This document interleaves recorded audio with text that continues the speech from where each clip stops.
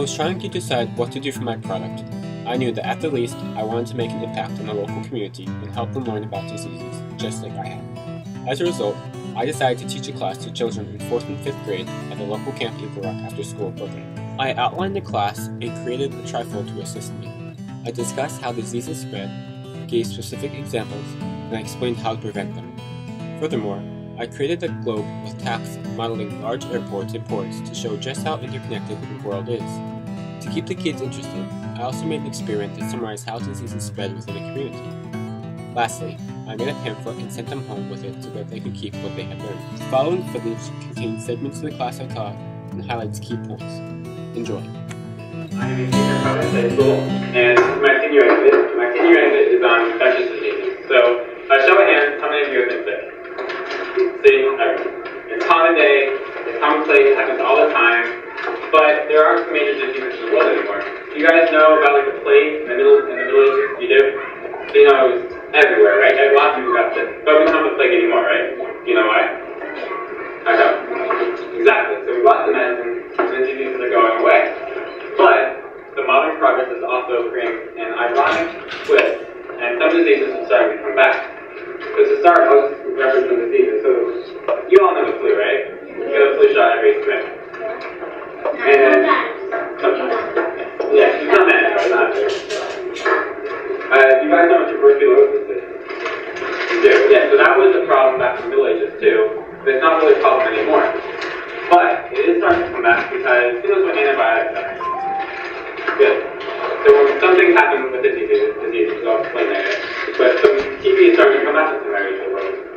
And have you guys heard of SARS? We might have heard of that. As you saw, I opened my class with explanations of common diseases such as the flu, SARS, and tuberculosis.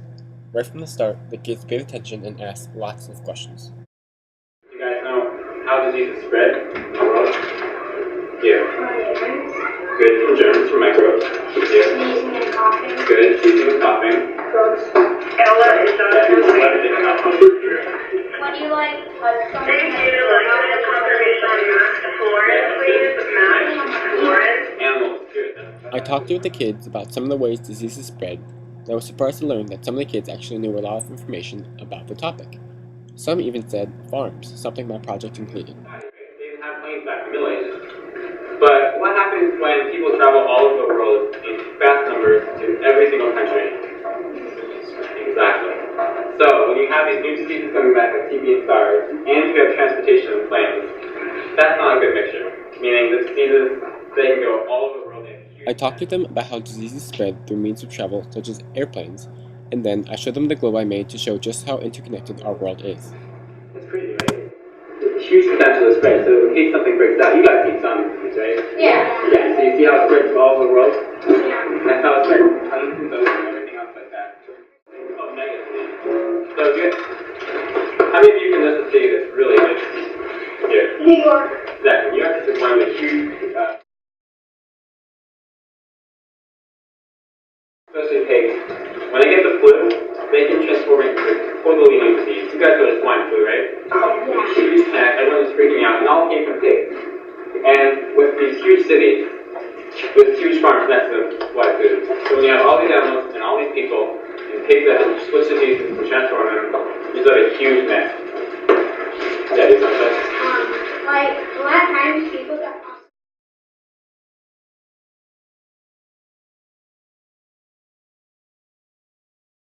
Numbers and lots of animals really sick. So all these things have developed in the past about 100 years. All these new industrialized farms, these super crowded cities, these planes, all these things are allowing diseases to transfer all over the world. So that means if you have maybe a zombie disease or something, that is huge pandemic potential. It can easily spread and there's lots of opportunities. But there are some ways to obviously combat the diseases. Up until this point, the kids had learned about the major methods of disease spread, such as transportation, megacities, and factory farms. The next topic I covered was prevention. wash their hands. Exactly. Washing your hands is the number one way to prevent disease spread. It's recommended by the CDC, the World Health Organization, and every other organization. It's even better than drugs and everything. After all, prevention is the best. So, how many of you actually know the real procedure of washing your hands? Sing the birthday song 2 Exactly. times. then you rinse them.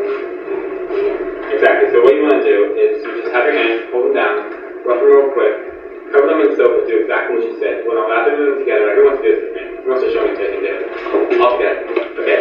So just rub your hands, flush away to do it. You want to go like this with your knuckle. You want to get the back of your hands in circles. And while you do this, give me ABC to know along how to do it. You want to do this with your fingers. And when you're done, you want to make sure it's warm water and hold them down. This way all the microbes will fall off. What do you do with your hands every day? You touch your face, you touch your food, you touch everything with your hands. You touch the floor, everything. So when you have all those things in your hands, it's not really healthy. When I discussed prevention, I highlighted hand washing as the best method.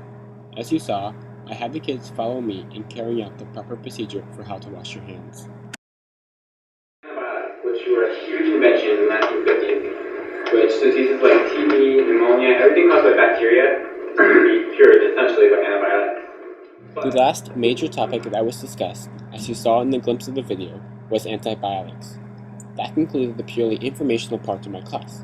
The next thing we did was an experiment outside.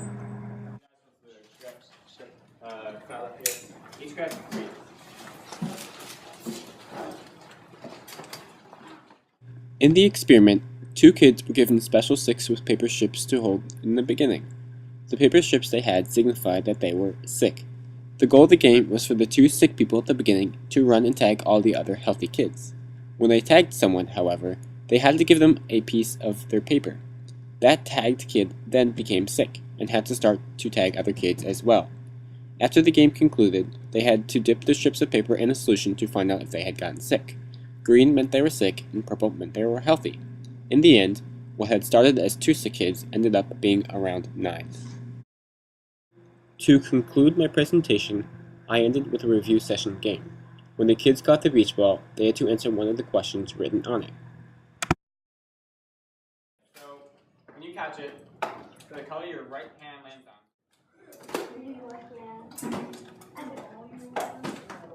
Name one thing you learned today. I learned that